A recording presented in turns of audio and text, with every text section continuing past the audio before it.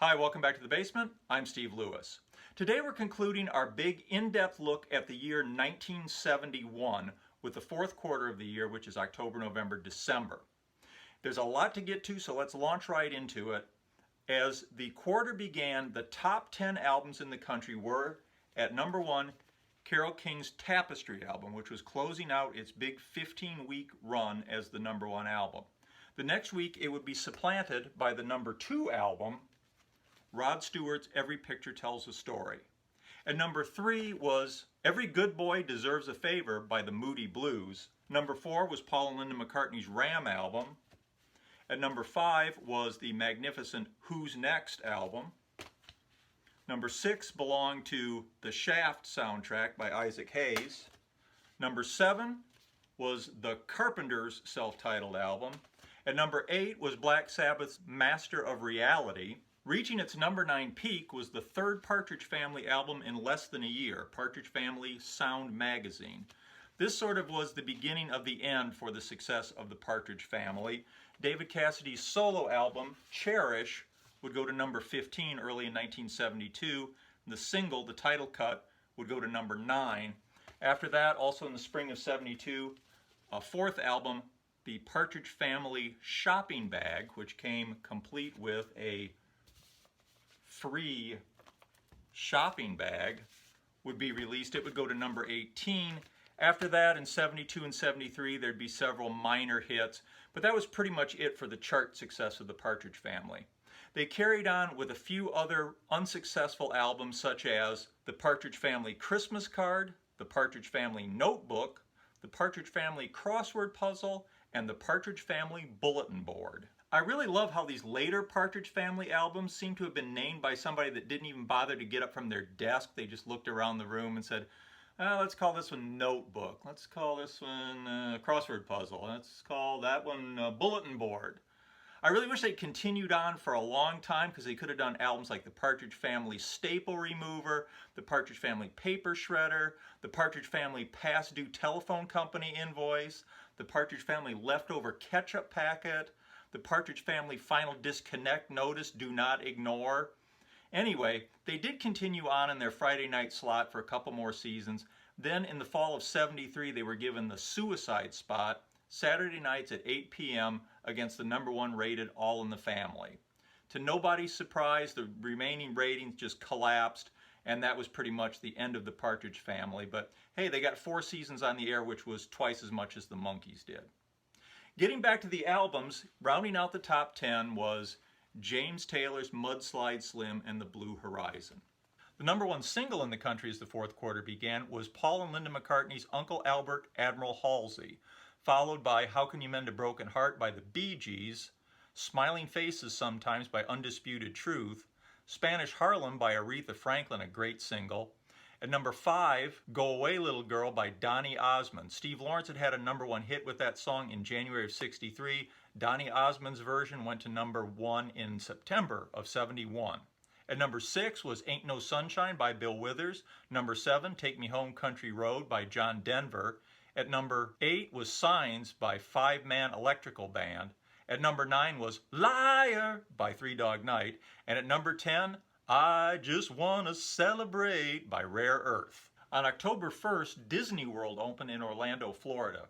On October 29th, we sadly lost guitarist Dwayne Allman to a motorcycle accident in Macon, Georgia. On November 25th, a hijacker identified as D.B. Cooper received $200,000 in ransom and parachuted with the money over Washington State. Authorities had been unable to locate Cooper, his body, or the money. And in December, Gloria Steinem launched a new feminist magazine called Ms. As mentioned in the Surf's Up episode, on September 11th, the UK paper Disc and Music Echo reported that Dennis Wilson had left the Beach Boys. He was absent from a September 13th warm-up gig for their fall tour, but was back on stage with the band when the tour commenced on September 22nd. And so another Beach Boy breakup rumor faded into history. The tour ended on October 2nd, and after a short break, they were back on the road for some additional gigs in November and December.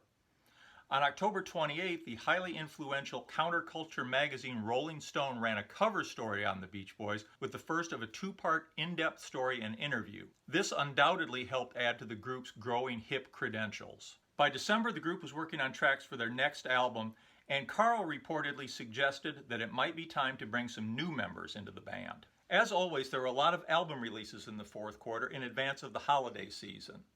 There were eagerly awaited albums by hot artists, such as in October, Teaser and the Firecat by Cat Stevens, The Rainbow Bridge soundtrack by Jimi Hendrix, and To You With Love, Donnie by Donny Osmond. November brought the release of Stones by Neil Diamond and Black Moses by Isaac Hayes. November also brought the release of Elton John's Madman Across the Water album. And If There's a Bustle in Your Hedgerow, don't be alarmed, it's just a track from the untitled fourth Led Zeppelin album. Also in November came Sly and the Family Stone's There's a Riot Going On, the E Pluribus Funk album with its great die-cut coin-shaped cover, and another die-cut cover in November, Traffic's Low Spark of High-Heeled Boys.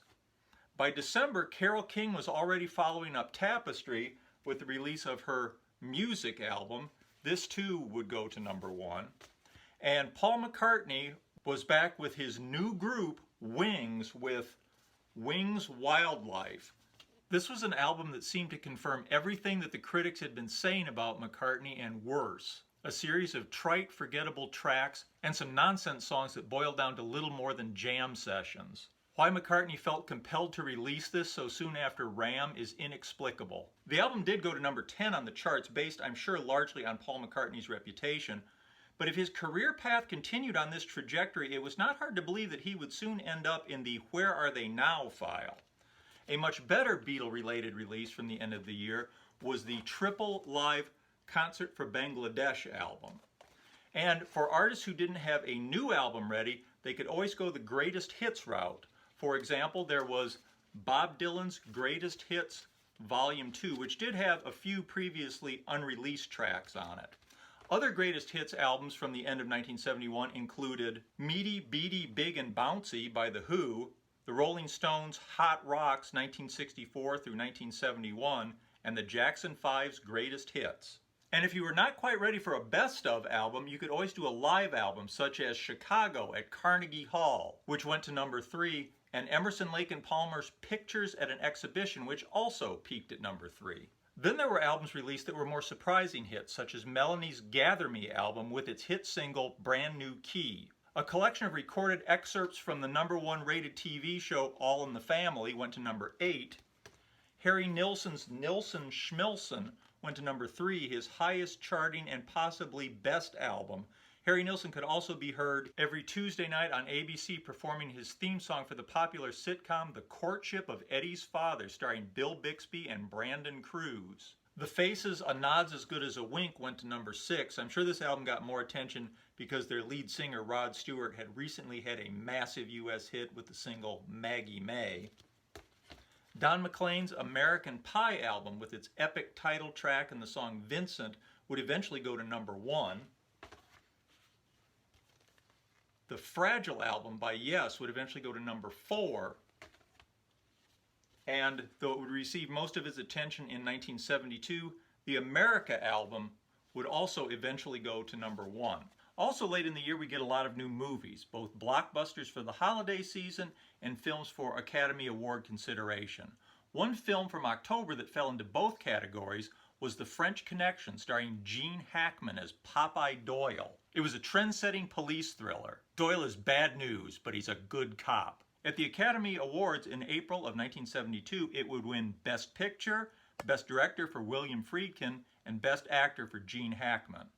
Also released was Fiddler on the Roof, a film version of the hit Broadway musical, the darkly comic The Hospital, starring George C. Scott, Stanley Kubrick's A Clockwork Orange, starring Malcolm McDowell, Peter Bogdanovich's The Last Picture Show, starring Timothy Bottoms, Jessica Lange, and Jeff Bridges. There was also Dirty Harry, starring Clint Eastwood as Harry Callahan. And Disney's Bedknobs and Broomsticks was a hit, possibly because there was apparently nothing else playing in theaters that was remotely suitable for kids. Finally, on the second to last day of 1971, Bond was back in Ian Fleming's Diamonds Are Forever, and after bowing out of the role for 1969's On Her Majesty's Secret Service, Sean Connery was back as 007. And as 1971 drew to a close, the top-rated TV shows in the country were All in the Family at number 1, The Flip Wilson Show at number 2, Marcus Welby MD at number 3. At number 4 was Gunsmoke. Marshall Dillon, Miss Kitty, and the rest of the gang from Dullsville, Dodge City were still hanging in there in their 17th season.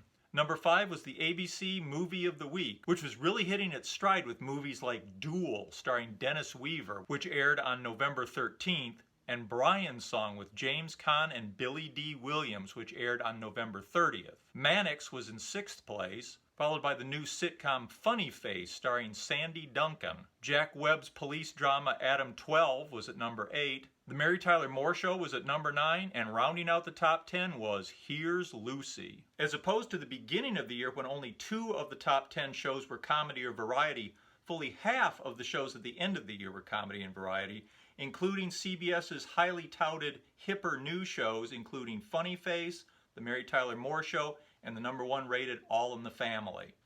And as 1971 finally drew to a close, the number 1 single in the country was Brand New Key by Melanie, followed by Family Affair by Sly and the Family Stone, American Pie by Don McLean, An Old-Fashioned Love Song by Three Dog Night, Got to Be There by Michael Jackson, Have You Seen Her by the Shy-Lights, All I Ever Need Is You by Sonny and Cher, Scorpio by Dennis Coffey and the Detroit Guitar Band. David Cassidy's Cherish single was reaching its number 9 peak, and at number 10 was Hey Girl by Donny Osmond. The top albums in the country were There's a Riot Going On by Sly and the Family Stone at number 1, Led Zeppelin's 4th album at number 2, Carole King's Music had already reached number 3, at number 4 was Teaser and the Firecat, at number 5 was the 4-album live set Chicago at Carnegie Hall. At number 6 was E Pluribus Funk. Number 7 was Santana 3. Number 8, the soundtrack from Shaft. Carole King's Tapestry had fallen to number 9, but it would stay in the top 10 until June of 1972. And finally, at number 10 was Don McLean's American Pie. As 1971 came to a close, attention turned to the upcoming election in 1972. Richard Nixon would be running for a second term, with Maine Senator and 1968 Vice Presidential nominee Edmund Muskie seen as his most likely Democratic challenger. Of course, we all look forward to a good, clean campaign, and may the best candidate win. That about does it for the year 1971 finally, and I appreciate you all hanging in with me through this epic deep dive into that year. Next time we'll be back to some more standard Beach Boy fare, but please let me know what you thought of this, and if you'd like to see me do more of these. I really enjoyed putting this together, so if anybody's interested, I'd love to do, a lot of different years, all with the Beach Boys sort of mixed in there a little bit. So please let me know in the comments. Really love to hear about that. I hope you'll hit that thumbs up button, and please subscribe if you haven't. Thanks again for hanging in there. Let me know what you thought. We'll see you next week for some more Beach Boy material. Bye.